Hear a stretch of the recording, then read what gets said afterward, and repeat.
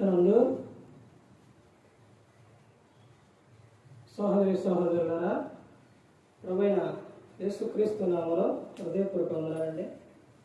ముందుగా ఇంత మంచి సమయాన్ని ఇచ్చిన తండ్రి అయిన దేవునికి ప్రభువైన క్రీస్తు ద్వారా కృతజ్ఞతాస్తుతులు చెల్లిస్తున్నారండి. అందరూ బాగున్నారండి? వాక్యం చదువుకొని ప్రార్థన చేసుకున్న తర్వాత పాఠంలోకి వెళదామండి.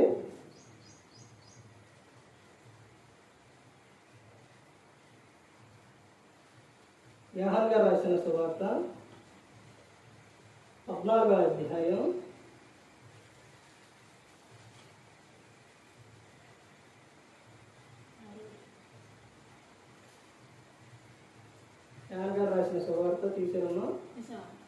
14వ అధ్యాయం 6కి సంబంధించి 26వ వచనం చదువు. 25, 26 కలిసి. నేను మీ యొద్ద ఉండగానే ఈ మాటలు మీతో చెప్పితిని. ఆదరణకర్త అనగా తండ్రి నా నామమున పంపబోవు పరిశుద్ధాత్మ సమస్తమును మీకు బోధించి నేను మీతో చెప్పిన సంగతులన్నిటిని మీకు జ్ఞాపకము చేయును. ప్రార్థన చేసుకుంటాం. పరలోకమందున్న మా తండ్రి, పరిశుద్ధ ప్రేమ గల తండ్రి, గొప్ప తండ్రి, యెహోవా తండ్రి, ఈ ప్రియకుమారుడు యేసుక్రీస్తు ప్రభువారి ద్వారా కృతజ్ఞతాస్తుతులు చెల్లిస్తున్నాము నాయన. ఆరాధన క్రమంతట్లో మీరు నడిపించిన నాయన. వాక్యం బోధించుండగా వినివారు తండ్రి మంచి హృదయం తిని వాక్యానుసారంగా నడిచే భాగ్యం దయచేయండి తండ్రి. వాక్యం బోధించుండగా ఈ లోక సంబంధమైన జ్ఞానంతో కాకుండా మీ జ్ఞానంతో మాట్లాడే భాగ్యం దయచేస్తారని మా ప్రభువైన యేసుక్రీస్తు నామమున వేడుకుంటున్నాం తండ్రి. ఆమేన్. ప్రభువైన యేసుక్రీస్తు నామములో హృదయపూర్వక వందనాలండి. దేవుని కుమారుడు యేసుక్రీస్తు ప్రభువారు ఈ లోకానికి వచ్చిన తర్వాత పరలోక రాజ్యం సమీపిస్తుంది కనుక మారు మనసు పొందమని ప్రకటింప మొదలుపెట్టారు. క్రైస్తవులకి ప్రతి ఒక్కరికి అవసరం ఏంటంటే మారు మనసు. బైబిల్ చెబుతున్నదే, నువ్వు మారు మనసు పొందు, ప్రేమ కలిగి ఉండు. మారు మనసు పొంది తిరుగుడి అని చెబుతున్నా. మారు మనసులకు తగిన ఫలాలు ఫలించాలి అని చెబుతున్నా. యేసు క్రీస్తు ప్రభువారు అందరి పట్ల దీర్ఘశాంతం చూపిస్తున్నాడు. ఎందుకనంటే ఆయన రాకడ ఆలస్యం ఎందుకు చేస్తున్నారంటే అందరూ అంతటా కూడా మారు మనసు పొందాలి అని. ఏంటి మారు మనసు వలన ప్రయోజనం ఏమిటి అని అంటే, నువ్వు ఈ లోకంలో నీ క్రియలు మారితే నీకు సంతోషం ఉంటుంది, ఆనందం ఉంటుంది. తర్వాత ఈ లోకం విడిచిన తర్వాత పరలోకానికి చేరాలి. నువ్వు మారు మనసు పొందకపోతే వ్యభిచారం చేస్తావు, దొంగతనం చేస్తావు, తాగుతావు, తిరుగుతావు, కూతురు మాట్లాడితే ఇవన్నీ చేస్తావు. వాటి వలన నీకు ఆనందం వస్తుందా? రాదు. కొంచెం సేపు ఉన్న తర్వాత నీ జీవితం అంతా కూడా దానివల్ల బాధపడతావు. అవమానాలు, నిందలు, గొడవలు ఇవన్నీ కూడా వస్తూ ఉంటాయి. అదే మారు మనసు పొందితే నువ్వు ప్రశాంతంగా ఉంటావు, ఒకరికి సహాయం చేయగలుగుతూ, నువ్వు సంతోషంగా ఆనందంగా ఉండగలుగుతూ, తర్వాత ఎవరైనా కానీ నిన్ను ప్రేమగా మాట్లాడతారు, నీ దగ్గరకు వస్తారు, నీతో వారు ఇద్దరు కలిసి సంతోషంగా ఉండగలుగుతారు. అదే చెడు కార్యాలు అలాంటి పనులు చేస్తే ఆ ఆనందం అనేది ఉండదండి. అంశం పాఠం పేరు ప్రభువుపై ఆధారపడితే ఏం జరుగుతుంది? 7 విషయాలు చూద్దాం. ప్రభువుపై ఆధారం అంటే సమస్తం ఇక అన్నీ ఆయనే, మనకు అన్నీ కూడా ఆయనే. ప్రభువా ఏదైనా నువ్వే చేసేది, ప్రభువా నీ వలనే నిన్నే నమ్ముకున్నాను అని ఆయన మీదే ఆధారపడితే, ఇక్కడ చెబుతున్న విషయం చూడండి. యోహాను గారు రాసిన సువార్త మొట్టమొదటి రాసుకోండి. యోహాను గారు రాసిన సువార్త 14వ అధ్యాయం 25, 26 వచనాలు. నేను మీతో ఉండగానే ఈ మాటలు మీతో చెప్పితిని. నేను మీతో ఉండగానే ఎవరు చెప్తున్నారు? యేసుక్రీస్తు ప్రభువారు చెబుతున్నారు.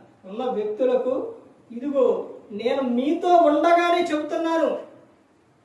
నేను చెప్పిన మాట ప్రకారంగా, నేను చెప్పిన మాటలు మీ హృదయంలో ఉంచుకోవాలి. ఎందుకంటే నేనే మార్గం, నేనే సత్యం, నేనే జీవం. నేను ఉండంగానే చెబుతున్నాను, నేను ఇక్కడ ఉండంగానే చెబుతున్నాను. మీరు ఎలా ఉండాలో, ఏం జరుగుతుందో, ఏం జరగబోతుందో అవన్నీ కూడా మొత్తం కూడా నేను ఇక్కడ ఉండంగానే చెప్తున్నాను. యేసుక్రీస్తు ప్రభువు అన్నీ చెప్పారండి. ఏ ఒక్కడి ఆయన చెప్పకుండా అనేది లేదు. అసలు ఎంత ఎంత గొప్ప దేవుడు అండి. 3.5 సంవత్సరాలు, ఎన్ని సంవత్సరాలు అండి? 3.5 సంవత్సరాలు ఆయన సేవ చేసింది. 3.5 సంవత్సరాల్లో ఆయన చేసిన సేవ, ఆయన చేసిన అద్భుతాలు, ఆశ్చర్య కార్యాలు వివరించి రాయాలంటే యోహాను గారు రాసిన సువార్త 21వ అధ్యాయం 25, 20 వచనాల్లో చివరి వచనాల్లో ఉంటుంది. ఈ గ్రంథమైనను ఈ భూలోకమైనను చాలదంట. ఎన్ని సంవత్సరాలు? 3.5 సంవత్సరాలే. 30 సంవత్సరాలు అప్పుడు రాలా. ఇంకా 30 సంవత్సరాలు వచ్చిన తర్వాత బాప్టిజం తీసుకున్నారు. కానీ ఆయన సేవ చేసింది 3.5 సంవత్సరాలు. ఎన్ని అసలు ఎప్పుడు రెస్ట్ తీసుకున్నారండి ఆయన? ఆయన చెబుతున్నారు, నేను మీ యొద్ద ఉండగానే ఈ మాటలు మీతో చెప్పి తిని. ఏ మాటలు చెబుతున్నారు? అందరినీ బలపరిచే మాటలు, బ్రతికించే మాటలు, పరలోకం చేర్చే మాటలు యేసుక్రీస్తు ప్రభువు చెప్పారు. నేను భూమి మీద ఎవరిని విడిచిపెట్టను, భూమి మీద ఏ ఒక్కరిని విడిచిపెట్టను. దేవుడు అదే చెబుతున్నారు. యోహాను గారు రాసిన సువార్త 3వ అధ్యాయం 16వ వచనం. దేవుడు లోకమును ఎంతో ప్రేమించారు, కాగా తన అద్వితీయ కుమారుని లోకానికి పంపించారు. ఎందుకంటే ఆయన పట్ల ప్రతి ఒక్కరు కూడా విశ్వాసం కలిగి ఉండాలి. యోహాను రాసిన మొదటి పత్రిక 3వ అధ్యాయం 16వ వచనంలో యేసుక్రీస్తు ప్రభువారు మనందరి కోసం ఆయన ప్రాణం పెట్టారు. ఏ ఒక్కరిని ఆయన విడిచిపెట్టరు. అదే చెబుతున్నారు చూడండి. 26 ఆదరణకర్త అనగా తండ్రి నా నామమున పంపబోవు పరిశుద్ధాత్మ సమస్తమును మీకు బోధించి నేను మీతో చెప్పిన సంగతులన్నిటినీ మీకు జ్ఞాపకం చేయును. ఏం చేస్తారట? పరిశుద్ధాత్మ దేవుణ్ణి మనకు తోడుగా ఇచ్చినప్పుడు ఆయన ఏం చేస్తారంట?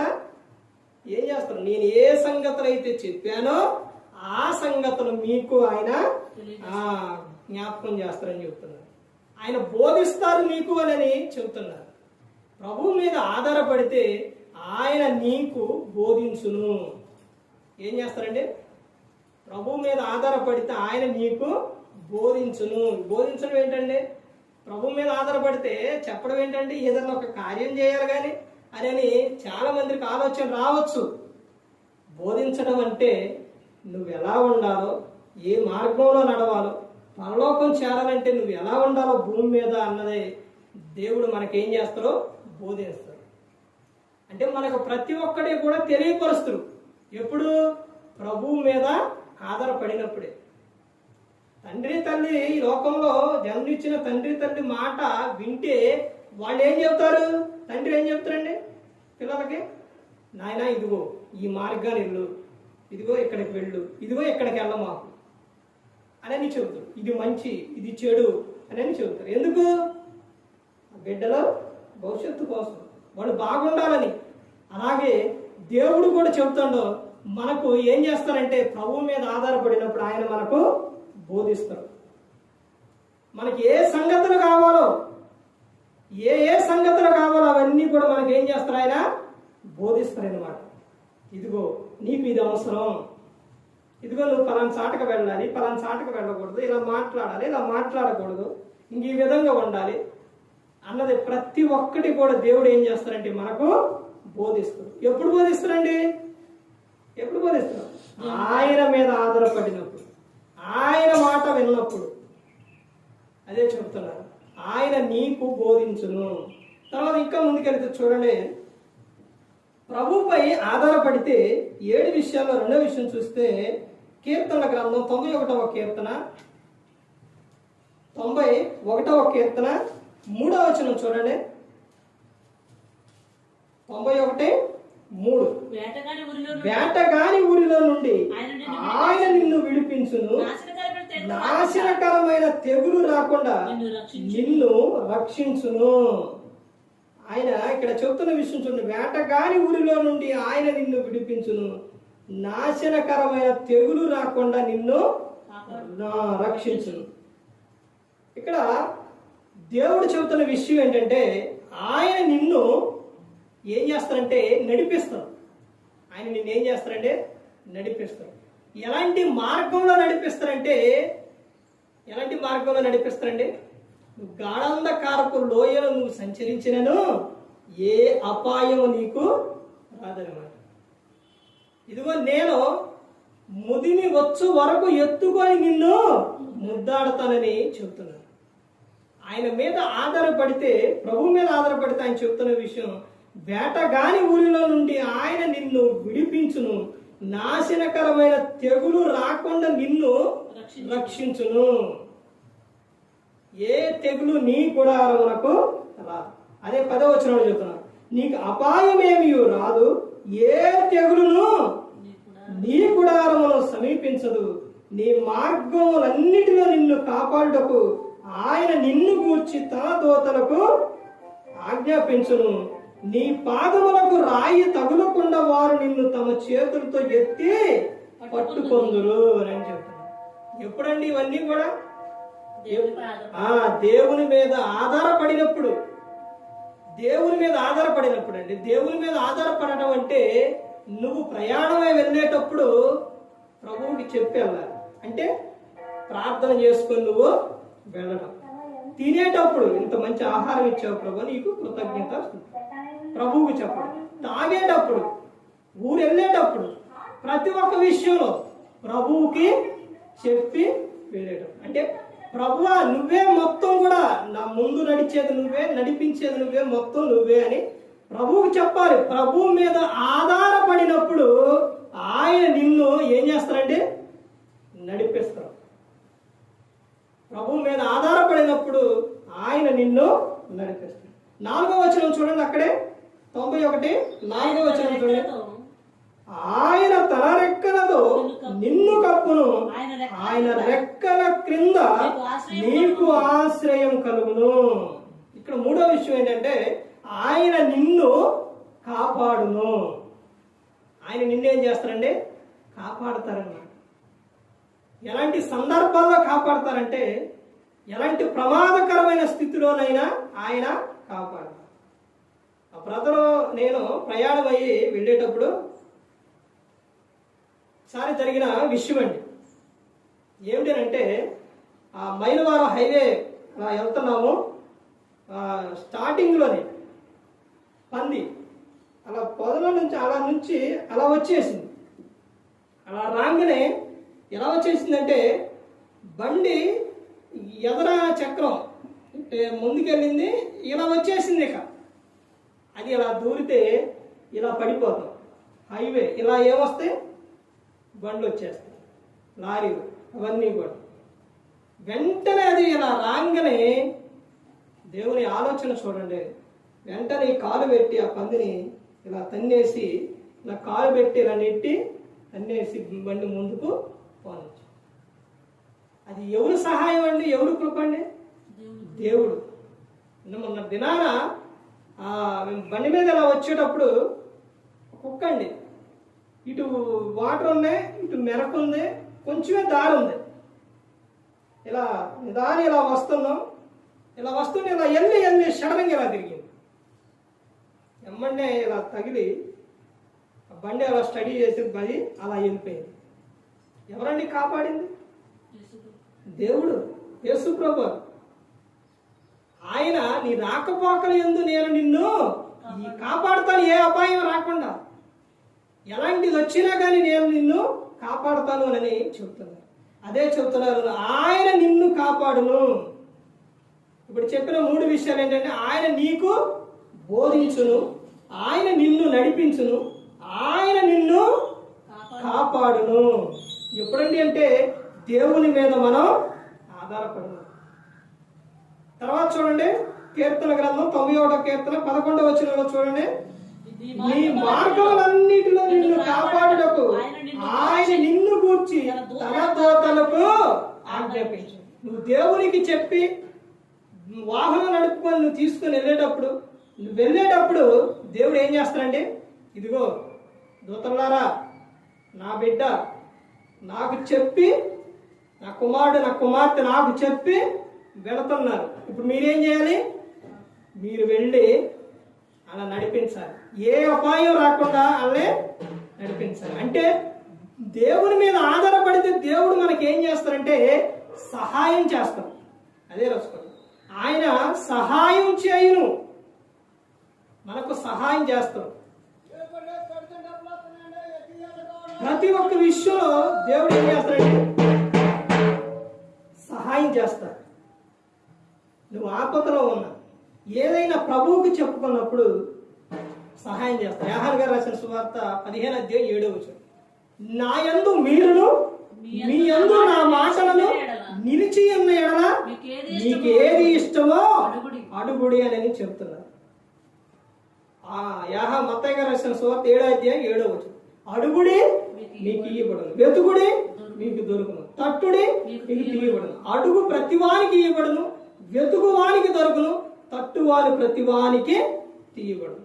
దేవుడు చెప్పిన మాట ఏ మాట కూడా నిరర్ధకమై పోదు. చూసారండి, ఇలాంటి సందర్భాలు, ఇలాంటి సహాయం, ఇలాంటి విషయాలు దేవుడు నా జీవితంలో ఎన్నో విషయాలు చేశారండి, ఎన్నో అద్భుతాలు చేశారు. అంటే మనం చేయాల్సింది ఏంటంటే ఆయన మీద ఆధారపడాలి. పిల్లలు పుట్టరు అని ఎంతో మంది చెప్పారు, డాక్టర్లు చెప్పారు. దేవుని మీద ఆధారపడ్డప్పుడు, దేవునికి చెప్పుకున్నప్పుడు ఆయన బహుమానాన్ని ఇచ్చాడు. ఆయనకు సమస్తం కూడా సాధ్యం. అయితే నువ్వు మొరబెట్టుకోవాలి, ప్రభువుకి చెప్పాలి. ఎలా ప్రార్థన చేయాలి, ఎలా చెప్పాలి అంటే నిత్యం ప్రార్థన చేయాలి. విసుగు రావాలి, చెప్పుతూనే ఉండాలి, గోజాడాలి, ఇచ్చిన దాకా గోదాడుతూనే ఉండాలి. కావాలి కావాలి కావాలి ప్రభువా, కావాలి ప్రభువా, ఇవ్వాలి అని అడుగుతూనే ఉండాలి, గోజాడాలి. అప్పుడు ఆయన నీకు ఏం చేస్తారో ఇస్తారు. అలాగే కుటుంబ విషయాల్లో కూడా ఒక వ్యక్తి మారనప్పుడు, మార్పు చెందనప్పుడు, ఎవరైనా సరే, భార్య అయినా భర్త అయినా పిల్లలైనా ఎవరైనా, వారి నిమిత్తం ఏం చేయాలి? ప్రార్థన చేయాలి. విసుగక ప్రార్థన చేయాలి. వీళ్ళు మారాలి అని ప్రార్థన చేయాలి. ఇక్కడ అప్పుడు నేను ఏం చేస్తానంటే సహాయం చేస్తా, నీ వెంటే ఉంటా. పిలిపిలి రాసిన పత్రిక 4:4 వరకు, తర్వాత 19 అద్భుతమైన విషయాలండి. ఎటువంటి బాధలో ఉన్న, ఎటువంటి సమస్యలో ఉన్నా, ఎలాంటి విధానంగా ఉన్నా ఆ వచనాలు ప్రతి ఒక్కరిని బలపరుస్తుంది.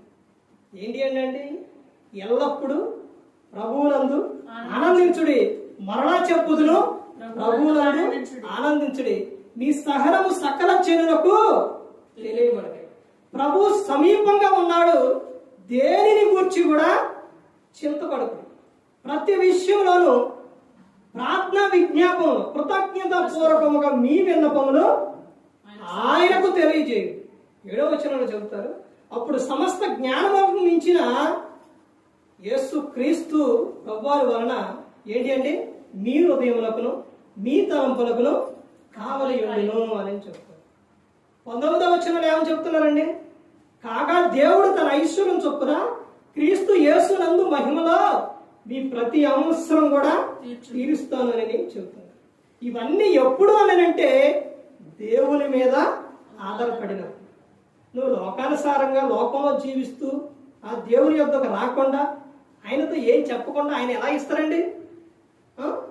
ఆయన యొద్దకు రావాలి, ఆయన యొద్దకు వచ్చి మొరపెట్టుకోవాలి. తర్వాత చెబుతున్న విషయం కీర్తన గ్రంథం 37వ కీర్తన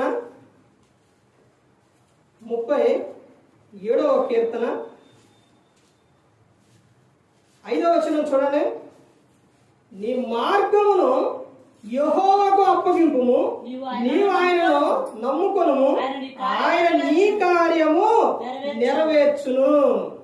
ఇక్కడ రాసుకోవాల్సిన విషయం ఏంటంటే ఏమని చెప్తున్నారు? ఆయన నీ కార్యము నెరవేర్చును. నువ్వే కార్యం చేసినా కానీ అది ముందుగా ఎవరికి చెప్పాలండి? ఎవరు చెప్పాలి? దేవునికి చెప్పాలి. దేవుని కృప, దేవుని ఆలోచన చూడండి ఏ విధంగా ఉంటుందో. మనకి ఇచ్చే ఆయన ఆలోచన గొప్ప ఆలోచన. కీర్తనలో 5వ కీర్తనలో చెబుతున్న విషయం ఏంటంటే అక్కడ ప్రభువా ఉదయమనే నా కంఠస్వరం నీకు వినబడును. ఉదయమనే మన కంఠస్వరం ఆయనకు వినబడాలి. ఉదయం లేకంగానే పేపర్ అంటాం, ఉదయం లేకంగానే టీ అంటాం, ఉదయం లేకంగానే టీవీ అంటాం, ఉదయం లేకంగానే ఫోన్ అంటాం. ఎవరు ఏ మెసేజ్లు పెట్టారు, లోకంలో ఏం జరుగుతుంది, లేకపోతే లెగటంతోనే వేరే వాళ్ళు మాట్లాడటం, ఇవన్నీ కాదండి. ఉదయం లేకంగానే ఏం చేయాలి? చేయాలి. ఒక్కొక్క సందర్భాల్లో నువ్వు గొప్పనంటే ఎవరైనా పిలిచినప్పుడు ఇప్పుడంటే తప్పదు, కానీ వెంటనే నువ్వేం చేయాలంటే నువ్వు లెగటంతోనే దేవునితో మాట్లాడుకోవాలి. ఉదయం లేకంగానే మన కంఠస్వరం ఆయనకు వినపడాలి. ఒక సందర్భంలో గొప్పనంటే ఎవరైనా ఫోన్ చేసినప్పుడు, ఎవరైనా పిలిచినప్పుడు అప్పుడు సడన్గా పలుకుతాం, ప్రభువా ఇలా పిలిచారు, ప్రభువా మీరు ఇలా మాట్లాడాను, అయ్యా రాత్రి మంచి నిద్ర ఇచ్చావు, ఈ రోజంతట్లో కాపాడు ప్రభువా. ఆయన కృతజ్ఞతాస్తుతులు చెల్లించాలి. ప్రతి ఒక్కటి ఆయనకు చెప్పుకోవాలి. నువ్వే కార్యం చేసినా, వివాహం చేసినా, పుట్టినరోజు చేసినా, లేకపోతే ఏ కార్యం నువ్వు చేసినా కానీ ఆయనతో చెప్పుకోవాలి. అదే చెప్తున్నారు. ఏమని చెప్తున్నారండి? నీ మార్గమును యెహోవాకు అప్పగింపుము, నీవు ఆయనను నమ్ముకును, ఆయన నీ కార్యము నెరవేర్చును. నీ కార్యం నెరవేర్చును. ఎప్పుడండి? దేవుని మీద ఆధారపడ్డా. దేవునికి ప్రతి ఒక్కటి కూడా మనం చెప్పుకున్నాం. తర్వాత కీర్తన, సామెతల గ్రంథం ఇంకొక విషయం ఉందండి. సామెతల గ్రంథం 3వ అధ్యాయం, సామెతల గ్రంథం 3వ అధ్యాయం 5వ వచనం నుంచి చూడండి. నీ స్వబుద్ధిని ఆధారం చేసుకొనక నీ పూర్ణ హృదయముతో యెహోవా యందు నమ్మిక ఉంచుము, నీ ప్రవర్తన అంతటి యందు ఆయన అధికారములకు ఒప్పుకొనుము, అప్పుడు ఆయన నీ త్రోవలను సరళము చేయును. ఆయన నీ మార్గము సరళము చేయును. త్రోవ అనగా వెళ్ళటం అంటే మార్గం. ఏం చేస్తాడంట దేవుడు? ఎప్పుడండి? ఆధారపడినప్పుడు. అక్కడ 5వ వచనంలో ఏమో చెబుతున్నారు? మనిషి చేసే తప్పులు ఇవేనండి. 5వ వచనంలో చెబుతున్న విషయమే, నీ స్వబుద్ధిని ఆధారం చేసుకొనక. నీ స్వబుద్ధి, మన స్వబుద్ధి ఆధారం చేసుకోవద్దండి. సో నీ స్వబుద్ధి ఆధారం అనేది చేసుకోవద్దు. ఎందుకంటే మన ఆలోచన కానీ, మనం వెళ్ళేది కానీ, ఏ క్షణంలో ఏం జరుగుతుందో మనకనేది తెలియదు. అది ఎవరికి తెలుసు? దేవునికి తెలుసు. అంటే నువ్వు ప్రతి ఒక్కటి దేవుని మీద ఆధారపడాలి. అదే చెబుతున్నారు, నీ స్వబుద్ధిని ఆధారం చేసుకొనక నీ పూర్ణ హృదయంతో యెహోవా యందు నమ్మిక ఉంచు. నీ స్వబుద్ధిని ఆధారం చేసుకొని చేస్తే అది జరగదండి. అర్థమవుతుందండి? మనం ఏం చేయాలంటే యెహోవా యందు నమ్మిక ఉంచాలి పూర్ణ హృదయంతో. ఆయనే ఏం చేస్తారో మన మార్గము సరళం. అదే చెబుతున్నారు చూడండి, నీ ప్రవర్తన అంతటి యందు ఆయన అధికారములకు ఒప్పుకొను. నీ ప్రవర్తన మొత్తం కూడా ఆయనకు ఒప్పుకొంచాలి. కొంత లోకం, కొంత దేవునికి అన్నట్టు ఉండకూడదు. కొంతమంది సంఘంలో ఉంటారు, తర్వాత మరలా ఏం చేస్తారు? లోకంలో జీవిస్తారు. లోకంలో ఉండొచ్చు, కానీ లోకం నీలో ఉండకూడదు. చెరువులోని తామర పువ్వు, కలువ పువ్వు ఉంటుంది. అది ఎలాగా? చెరువు నీళ్ళు ఎలా ఉండేయండి? మురిగ్గా ఉంటాయి. ఆ పువ్వు ఎలా ఉంటుందండి? అసలు చూడగానే తీసుకోవాలనే తెల్లగా నిగరగా ఆడిపోతుంది. మరి చెరువు ఆ మురికి నీళ్ళు ఆ కలువ పువ్వుకి అంటిందండి? అంటించుకుందా? అంటించుకోలేదు. అలాగే నువ్వు లోకంలో ఉన్నప్పుడు నువ్వు ఎలా ఉండాలో తెలుసండి? పరిశుద్ధంగా ఉండాలి. లోకంలో ఉన్నా లోకం నీలో ఉండకూడదు. ఈ లోకంలోని పరిశుద్ధంగా జీవించాలంటే నీ ప్రవర్తన ఏం చేయాలి? దేవునికి అప్పగించాలి. ప్రభువా, నా ప్రవర్తన అంతటిలో నువ్వే ప్రభువా, నీకు నేను నాది కాదు ప్రభువా, మొత్తం నీదే ప్రభువా అని చెప్పాలి. అప్పుడు గ్రంథంలో చెబుతారు, నీ ప్రవర్తన ఆయన, తన భక్తుల ప్రవర్తన ఆయన ఏం చేస్తారో కాస్తారనమాట. అంటే మరి బైబిల్లో తప్పులు చేసిన వారి భక్తులు వాళ్ళందరి ప్రవర్తన కాయలేదు అని అంటే దేవుడు చెప్పకుండా ఏది కూడా ఉండదు. ప్రతి ఒక్కటి చెబుతారు. ఏ తప్పు చేస్తున్నా ఇది తప్పు నాయన వద్దు అని చెబుతారు. మొదటిగా మనం చదువుకున్న విషయం అదేగండి. అదేనా? పరిశుద్ధాత్ముడు ఏం చేస్తారు? యేసుక్రీస్తు ప్రభువు చెప్పిన మాటలో బోధిస్తాం. అంటే ప్రతి ఒక్కరికి చెబుతారు. ఇప్పుడు సంవత్సరం గారు ఉండండి, ఒక స్త్రీని చూసిండు, తల్లిదండ్రుల దగ్గరకు వచ్చిండు. తండ్రి దగ్గరకు వచ్చి, నాన్న నాకు ఆ అమ్మాయి కావాలి, నేను వివాహం చేసుకుంటా అని చెప్పిండు. అప్పుడు తండ్రి మనోహాయ అని చెప్పిండు, వద్దయ్యా, ఫిలిస్తీయులు మనలోని ఉన్నారు, అంతకంటే అందమైన వాళ్ళే ఉన్నారు, నాయన వద్దు నాయన అని చెప్పారు. తండ్రి చెప్పకుండా ఉన్నాడా? చెప్పాడు. దేవుడు కూడా అలాగే ప్రతి ఒక్కటి చెబుతారు. ఎవరి ద్వారా చెబుతారండి? సేవకుల ద్వారా చెబుతారు, వాక్యం ద్వారా చెప్పేస్తారు, తల్లిదండ్రుల ద్వారా చెప్పేస్తారు. ఎవరు దగ్గరగా ఉంటారో, ఎవరు మాట అయితే వింటారో వాళ్ళతో చెప్పేస్తారు దేవుడు. కానీ అప్పుడు వినాలి. సంసారం గారు ఏం చేశారు? వినలేదు. వినకపోగా 2 కళ్ళు పీకేశారు. జీవితం సకాలంలో ఇదైపోయిందండి. వద్దు అని చెప్పినప్పుడు ఎవరైనా దేవుడు మన ప్రవర్తనను కాస్తరు. అమ్నోను తామారు విషయాలండి. చెల్లి తామారు ఎవరు? చెల్లి చెప్పిన విషయాలంటే అసలు ఇంకొకడైతే మూర్ఖుడు కాబట్టి వినలేదు, కానీ ఇంకొకడైతే చక్కగా వింటారు. చెల్లి ఏం చెప్పిందండి? ఆ చెల్లిని మోహించాడు. ఆమెని పాటు చేసే విషయాల్లో ఆమెను పట్టుకున్నప్పుడు ఆ చెల్లి చెప్పిన విషయం ఏంటంటే, అన్నా అలా చేయొద్దు నాన్న, ఒకవేళ నేనే కావాలంటే నాన్న అడుగు, నీకు ఇచ్చి చేస్తారేమో. అంటే ఆ రోజుల్లో ఇంత భరోసా అనేది ఎక్కువగా ఇంత లేదండి. చేస్తారేమో అని చెల్లి చెప్పింది. తర్వాత ఇంకా ఏం చెప్పిందండి? అన్నా ఇలాంటి దుష్కారం చేయొద్దన్నా, ఇశ్రాయేలులో దౌర్భాగ్యుడు అయిపోతావు, దుష్టుడుగా మిగిలిపోతావు, వద్దన్నా అని చెప్పింది. విన్నాడా? వినలేదు. బలత్కారంగా ఆమెనే ఇచ్చేసాడు. తర్వాత బ్రతికాడా? యవ్వన ప్రాయంలోనే చనిపోయాడు.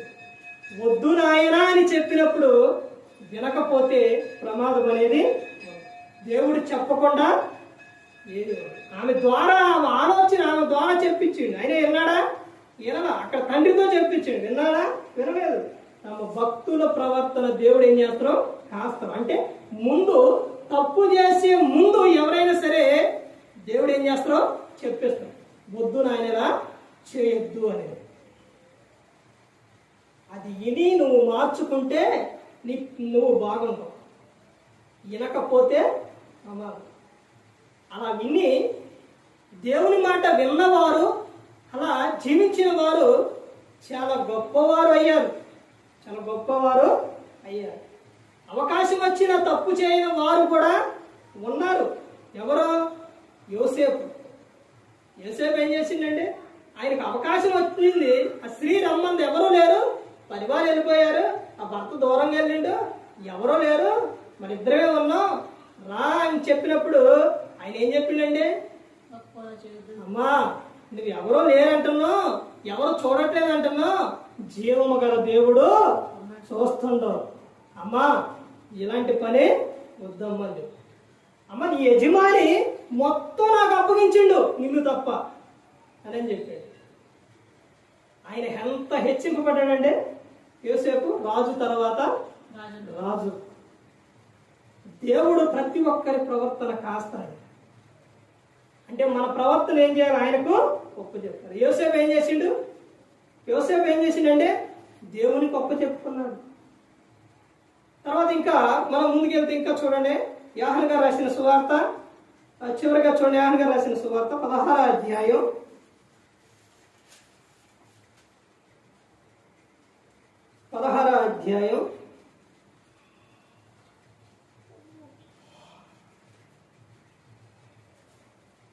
13వ వచనం చూడమ్మా.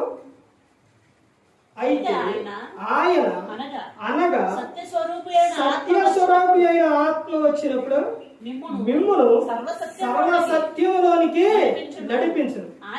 ఆయన తనంతట తాను తనంతట తాను ఏమీ బోధింపక వేటిని వినును వాటిని బోధించి సంభవింపబోవు సంగతులను మీకు తెలియజేయును. అసలు దేవుని మీద ఆధారపడితే అసలు చూశారండి ఎలాంటి అద్భుతమైన విషయాలు ఉన్నాయో. చివరగా 7వ విషయం ఏంటంటే ఆయన సత్యములోనికి నడిపించింది. సత్యం, నీ వాక్యమే సత్యం అంటే వాక్యం దగ్గరకు నడిపిస్తారనమాట. కీర్తనలో 119వ కీర్తన మొత్తం కూడా వాక్యం గురించి ఉంది. యవనస్తులు పడిపోకుండా తప్పిపోకుండా ఉండడానికి, పాపం చేయకుండా ఉండాలి అంటే ఏముండాలంట? వాక్యం మన హృదయంలో ఉన్నప్పుడు పడిపో. అదే చెప్తున్నారు. అయితే ఆయన అనగా సత్యస్వరూపైన ఆత్మ వచ్చినప్పుడు మిమ్మును సర్వ సత్యములోనికి నడిపించును. ఆయన తనంతట తాను ఏమీ బోధింపగా వేటిని వినును వాటిని బోధించి సంభవింపబోవు సంగతులను మీకు తెలియజేయ. సంభవింపబోవు సంగతులు ఇదిగో నాయన రాకడ ఉంది. యేసుక్రీస్తు ప్రభువు వస్తారు. ఆయన ఎదుట ప్రతి ఒక్కరూ నిలబడాలి. ఈ దేహంతో జరిగించిన దానికి క్రీస్తు న్యాయపీఠం ఎదుట నిలబడ్డప్పుడు లెక్క చెప్పాలి అని పరిశుద్ధాత్మ దేవుడు మనకు ఏం చేస్తారో బోధిస్తారు. ఇదిగో నరకం ఉంది, పరలోకం ఉంది. నీ ఇష్టానుసారంగా జీవిస్తే నరకానికి వెళ్ళిపోతావు. సంభవింపబో సంగతులు ఆయన మనకు తెలియదు. అక్కడ ఎలా ఉంటుందనంటే నరకంలో యుగ యుగాలు అగ్ని ఆరదో పురుగు చావదో, భయంకరంగా ఉంటుంది. ఇదిగో నాయన వినండి నాయన, వినండి నాయన, క్రీస్తు నమ్ముకోండి ఆయన, ఆయన మార్గాన్ని నడవండి ఆయన అని సంభవింపబో సంగతులు ముందే పరిశుద్ధాత్మ దేవుడు తెలియవచ్చు. దొంగతనానికి వెళ్ళినప్పుడు టక్కనంటే వెళ్ళి ఇలా తీసుకొని వచ్చేస్తారా? రాడు. ఇలా వెళ్ళి మా దొంగతనం చేయడానికి ఇలా వెళ్ళినప్పుడు ఏం చేస్తారు? అసలు ఉన్నారా లేదే ఇటు చూతురు, వెనక చూతురు, ఎవరైనా చూస్తున్నారా లేదా అంటే భయం. అంటే లోపల నుంచి దేవుడు నిన్ను ఏం చేస్తున్నాడు? పరిశుద్ధాత్ముడు గద్దిస్తుండో వద్దు నాయనని, వద్దు నాయనది తప్పు అని. అందుకని నువ్వు అక్కడికి వెళ్ళి ఏం చేస్తున్నావు? భయపడుతున్నావు. అదే ఒక వ్యక్తి ఇదిగో నాయన పలానా చాడ బుక్ ఉంది, పలానా మా ఇంట్లో బుక్ ఉంది నాయన వెళ్ళి తీసుకురామన్నప్పుడు బల మీద టక్కనంటే వెళ్ళి ఏం చేస్తారు? తలుపు చేస్తారు, ఆ బుక్ చూస్తారు, బుక్ తీసుకొని వచ్చారు. ఇంకా ఆడు చూస్తున్నారు, ఈడు చూస్తున్నారు అంటే భయం ఉండిద్దే? ఉండదు. ఎందుకని? వ్యక్తి చెప్పాడు కాబట్టి, అది తప్పు కాదు కాబట్టి ధైర్యంతో తీసుకొని వెళ్ళిపోవాలి. అదే ప్రతి ఒక్కటి కూడా పరిశుద్ధాత్ముడు మనకు బోధిస్తూ ఆయన సత్యములోనికి నడిపిస్తారు. మనని సర్వ సత్యములోనికి ఆయన మనను నడిపిస్తారు. ఆయన ఏం చేస్తారో తెలుసండి? దేవుని ఎదుట, క్రీస్తు ఎదుట మనలను పరిశుద్ధులుగా ఆయన ప్రభు పరిశుద్ధుడు కనుక మనలను పరిశుద్ధపరిచి ఆయన ఎదుట నిలబడాలి. ఎందుకంటే ప్రభు పరిశుద్ధుడు కనుక ఆయనతో పాటు ఉండాలంటే ప్రతి ఒక్కరు ఎలా ఉండాలి? పరిశుద్ధంగా ఉండాలి. పరిశుద్ధత విషయంలో పరిశుద్ధాత్ముడు రాజీ అంటే ప్రభువు రాజీ పడడం. ఇది గంగిలీలలో చెప్పానండి నేను. పరిశుద్ధత విషయంలో ప్రభు రాజీ పడడం. అపోస్తుల కార్యాలు 5వ అధ్యాయం 1వ వచనం నుంచి అబద్ధం ఆడితే అననీయ సభ్యులు ఏమైపోయారు అంటే పరిశుద్ధాత్ముని ఏం చూశారు? పరిశుద్ధాత్ముని మోసపుచ్చారు, చనిపోయారు. అలాగే ఈ రోజున నీకు ప్రతి ఒక్కరి మరణం రావట్లేదు అని అంటే ఆత్మీయ మరణం వచ్చింది అంటే నువ్వు ఇక్కడ దేవునిలో నిలవలేవు, ప్రార్థన చేయలేవు, వాక్యం చదవలేవు, దేవుని సన్నిధికి రాలేవు. అదే చెప్తారు కీర్తనలో, భుజం చదివిన కీర్తన 5వ కీర్తనలో అదే ఉంటుంది. డాంబికులు పాపం చేయ వారందరూ కూడా నీ సన్నిధినే నిలవలేరు. అందుకని ప్రతి ఒక్కరు కూడా గమనించుకోవాలి, ప్రతి ఒక్కరు కూడా తెలుసుకోవాలండి. ప్రభు మీద ఆధారపడితే జరిగే విషయాలు ఏమిటి అని అంటే అందులోని ఆయన నీకు బోధించును, ఆయన నిన్ను నడిపించును, ఆయన నిన్ను కాపాడును, ఆయన సహాయం చేయును, ఆయన నీ కార్యము నెరవేర్చును, ఆయన నీ మార్గం సరళము చేయును, ఆయన సత్యములోనికి నడిపించును. 7 విషయాలు. ఇవన్నీ ఎప్పుడు జరుగుతాయి అంటే ప్రభువు మీద ఆధారపడ్డప్పుడే ఇవన్నీ కూడా జరుగుతాయి. ఆయనతో పాటు ఉంటే, నిత్య జీవంలో ఉంటే అది ఎలా ఉంటుందో తెలుసండి. ఇక్కడ అన్ని విషయాల్లో మనం ఆరాధనకి వెళ్ళాలన్నా లేకపోతే ఏ విషయాలు నేను అన్నిటికీ బాధపడిపోను, కానీ అక్కడ ఆ బాధ ఏముండవండి. అక్కడ ఆరాధన కానీ లేకపోతే ఇక ఈ ప్రార్థన చేయటాలు అవన్నీ ఏముండవు. అక్కడ ఎప్పుడు కూడా ఏముంటుందో తెలుసండి, ప్రభువును స్తుతించడమే. ఆయన పరిశుద్ధుడు పరిశుద్ధుడు పరిశుద్ధుడు అని ప్రతిగానాలు చేయటం. అక్కడ ఆనందం సంతోషంగా ఉంటుందండి. ఇక్కడ నువ్వు ఎంత బాధ అయితే పడుతున్నావో అక్కడ అంత ఆనందంగా ఉంటుంది. ఇక్కడ ఎంతైతే నువ్వు సంతోషం ఎంతైతే ఆనందిస్తావో లోకంలో అక్కడ అంత బాధ అనేది ఉంటుంది. ఇవన్నీ కూడా దేవుడు ప్రతి ఒక్కటి మనకు ముందే తెలియజేసింది. ప్రతి ఒక్కరు గమనించుకోవాలి. ఎవరో కూడా నశించి నరకానికి వెళ్ళిపోకూడదని యేసుక్రీస్తు ప్రభువారు ఈ లోకానికి వచ్చి మనందరి కోసం శిలువలో ఆయన ప్రాణం పెట్టారు. ప్రతి ఒక్కరు కూడా దేవుని యందు భయభక్తులు కలిగి పరిశుద్ధాత్మ మాట ఏంటూ హృదయ శుద్ధిని కాపాడుకుంటూ క్రీస్తుని పోలి నడుచుకున్నప్పుడు ఈ లోకం విడిచినప్పుడు పరలోకానికి చేరుకుంటారు. మరి ఈ విధంగా నిలబెట్టి మాట్లాడించిన తండ్రి అయిన దేవునికి కృతజ్ఞతాస్తుతులు చెల్లిస్తూ ఇంతవరకు శ్రద్ధగా ఉన్న మీకు ప్రభు పేట హృదయపూర్వకంగా చెల్లిస్తూ మాటలు ముగిస్తున్న అందరికీ వందనాలు.